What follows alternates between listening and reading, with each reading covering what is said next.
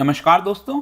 पिछले 5-10 वर्षों में अगर आप देखोगे तो एक बात तो पक्की थी कि अगर मुकेश अंबानी को कोई चैलेंज दे सकता है in terms of richest person in India या फिर रिचेस्ट पर्सन इन एशिया, तो वो एक ही इंसान था, वो था गौतम अडानी। तो गौतम अडानी ने यहां पर बीट कर दिया है मुकेश अंबानी को इन रिचेस्ट पर्सन। अब भारत में ही नहीं, मैं आपको बता दूं एशिया का रिचेस्ट पर्सन, क्योंकि आपको याद होगा जैकमा को चाइना ने एक प्रकार से काफी पीछे कर दिया है। जो भी कुछ हुआ है जैकमा के साथ, तो वो पीछे हो चुके हैं। तो अब जो टक्कर है वो बेसिकली आपको गौतम अडानी और मुकेश अंबानी के बीच में देखने को मिलेगी। ये आप देख पाओगे, Gautam Adani overtakes Mukesh Ambani as Asia's richest person. तो इसको डिटेल से मैं आपको समझाऊंगा कि क्या क्या कारण रहे हैं जिसकी वजह से गौतम अडानी आगे निकल रहे हैं। लेकिन ऐसा नहीं है कि मुकेश अंबानी कोई पीछे चले गए हैं। अभी जब मैं ये वीडियो रिकॉर्ड ही कर रहा था उस समय कुछ खबर आई कि यहां पर मुकेश अंबानी ने फिर से यहां पर ओवरटेक कर लिया है। लेकिन जो भी कुछ है उसको मैं आपको ओवरऑल कॉन्टेक्स्ट से बताने की कोशिश करूंगा। चलिए आगे बढ़ते हैं। लेकिन उसके पहले अगर आप यूपीएससी या फिर किसी भी एग्जाम की तैयारी कर रहे हैं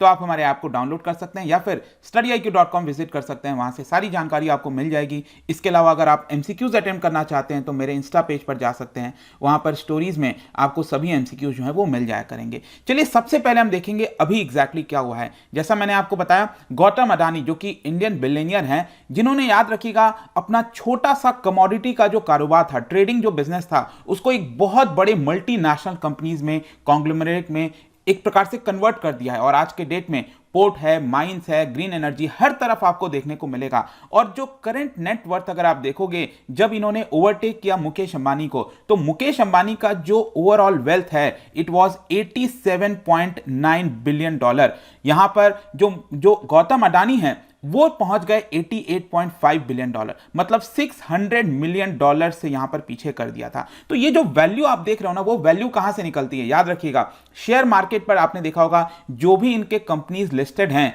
तो उसकी मार्केट वैल्यू क्या है, उनका हिस्सा कितना है, उनकी मार्केट वैल्यू कितनी है। तो जो टोटल बिजनेस है बेसिकली आप कह सकते हो, उनको ऐड किया जाता है, उनका वेल्थ कितना है उसके हिसाब से ये वैल्यू निकाली जाती है। आपको ध्यान में रखना है। इनफैक्ट मैं आपको बता दूं, गौतम अडानी इस साल के इस 2022 जो चल रहा है, तो अभी 1-1.5 महीना जो भी कुछ हुआ है, इस साल के सबसे ज्यादा जंप लगाने वाले in terms of wealth gainer ये आपको गौतम अडानी देखने को मिलेंगे। 2022 में अकेले इन्होंने 12 बिलियन डॉलर ऐड किया है अपने फॉर्च्यून में। यहां पर आप देख भी पाओगे कि कुछ जो शेयर्स हैं उनके 600% बढ़े हैं। यहां पर इनफैक्ट ये जो ग्राफ है बहुत ही अच्छे से दिखाया हुआ है कि आप देखिए यहां पर जो रेड वाला अगर आप देखोगे तो अडानी पोर्ट और स्पेशल इकोनॉमिक जोन को छोड़कर, मतलब ये भी बड़ा है, लेकिन अगर आप इसके अलावा बाकी जितने भी यहां पर शेयर देखिए, चाहे अडानी टोटल गैस हो गया, ये व्हाइट वाला लाइन आप देख रहे हो, या फिर अडानी ग्रीन एनर्जी हो गया, ये जो ब्लू वाला आप देख रहे हैं, इसके अलावा अडानी एंटरप्राइज हो गया, बहुत सारे जितने भी आप देखोगे ना जो अडानी से रिलेटेड हैं,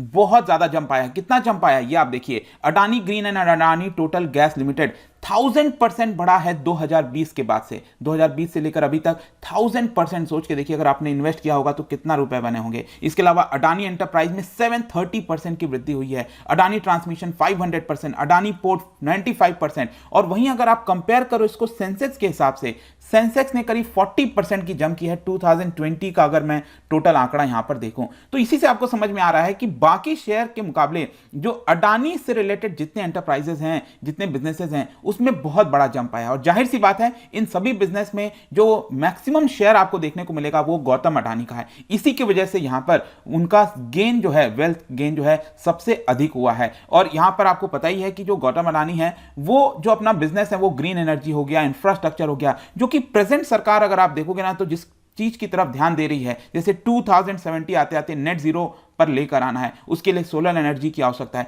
तो वो सभी बिजनेस के अंदर गौतम अडानी का प्रेजेंस आपको देखने को मिलता है। इसके अलावा 2020 में अगर आप याद करो तो जो मुकेश अंबानी हैं, जिनका ऑयल टू पेट्रोकेमिकल बिजनेस हो गया, जिन्होंने बहुत बड़ा वेल्थ क्रिएट किया था टेक्नोलॉजी के माध्यम से, इसके अलावा यहां पर फेसबुक, गूगल सभी मुकेश अंबानी के कंपनी में निवेश कर रहे थे। लेकिन अभी प्रेजेंट में पिछले 1-1.5 साल में जो है, जो आप कह सकते हो हवा जो है वो रुख कहीं ना कहीं गौतम अडानी के फेवर में बदली है।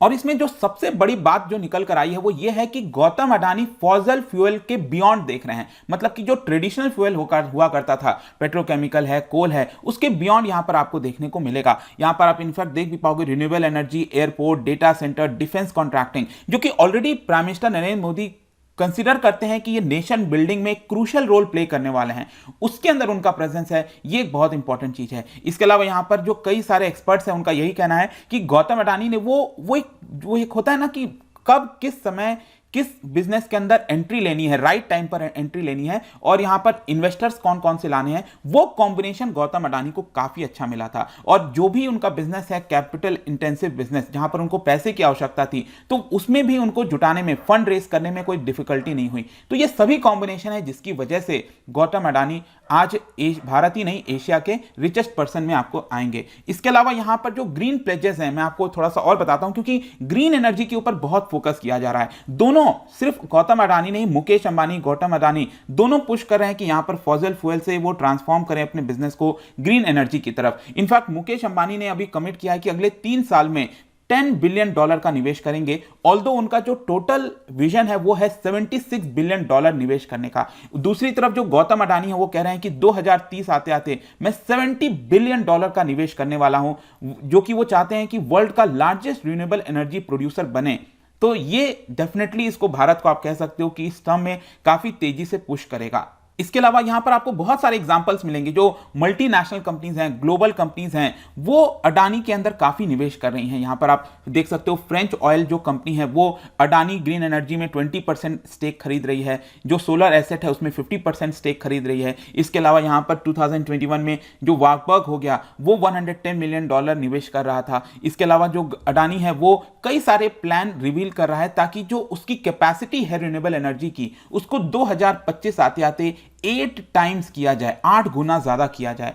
तो ये सारे कॉम्बिनेशन फायदा दे रहे हैं। इसके अलावा यहां पर अगर आप देखोगे ना, गौतम अडानी जो है वो अपने बिजनेस का स्केल बहुत हाई पर लेके जाते हैं। जैसे कि अगर मैं आपको कुछ एग्जांपल बताता हूं, अभी 3 साल भी पूरे नहीं हुए हैं जो अडानी ने एक्वायर किया है एयरपोर्ट को। आपने देखा होगा सरकार जो है वो लीज पर दे रही थी एयरपोर्ट को। तो आज के डेट में करीब 25% जो भारत का एयर ट्रैफिक है वो अडानी के अंडर जो एयरपोर्ट आते हैं उसके माध्यम से जाती हैं। आप सोच के देखो, भारत आज के डेट में एयरपोर्ट्स के मामले में, एयर ट्रैफिक के मामले में बहुत तेजी से बढ़ रहा है। तो 25% एयर ट्रैफिक अकेले अडानी के द्वारा हैंडल किए जा रहे हैं, उनके एयरपोर्ट के माध्यम से हैंडल किए जा रहे हैं, क्योंकि उन्होंने बहुत सारे एयरपोर्ट्स को एक्वायर किया था, लीज पर लिया हुआ है भारत सरकार से। इसके अलावा यहां पर लार्जेस्ट एयरपोर्ट और ऑपरेटर बन गए हैं देश के अंदर, पावर जनरेटर बन, मतलब नॉन स्टेट एक्टर में अगर आप देखो ना, भारत सरकार का छोड़ दो, अगर आप प्राइवेट सेक्टर में देखो तो गैस रिटेलर में, पावर जनरेटर में यहां पर लार्जेस्ट देखने को मिलेगा अडानी का बिजनेस। ये सभी चीजों की वजह से